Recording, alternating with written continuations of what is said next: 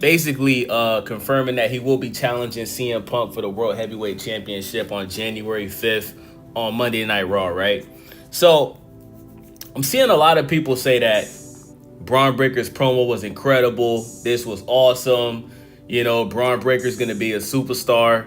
What promo were you guys watching last night? This wasn't anything different from a Scott Steiner promo in the early 2000s.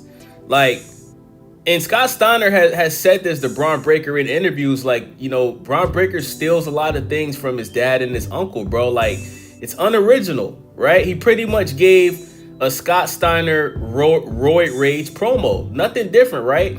Now, what you guys got to understand is, bro, just because somebody is screaming and cursing doesn't mean that they cut a good promo. That's what Bron Breakker was doing. He was screaming, you know, taking his shirt off, acting like he's gonna rip his head off his neck, just basically doing too much, right?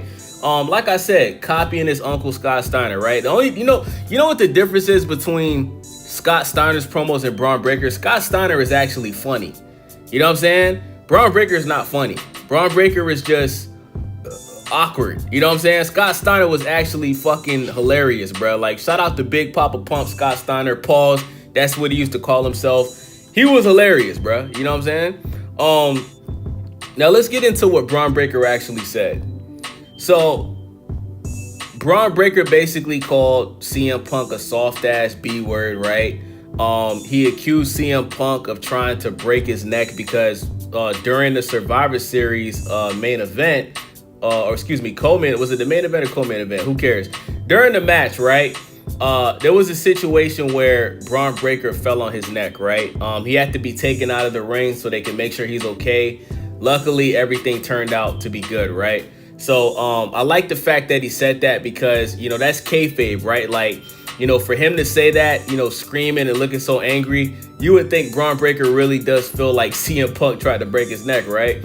And he also brought up the fact that in the past, CM Punk walked up to Bron Breakker and said, I would love to see you cut a promo so you can show that you can hang with the big dogs, because when you look at Bron Breakker's career on the main roster, even in NXT, Bron Breakker is not the best at cutting promos, right? It's actually probably his biggest weakness. He's pretty good in the ring. I think he has the greatest spirit of all time in WWE history, right? Dude is obviously in tremendous shape, right? But his biggest flaw is his ability to talk on the mic.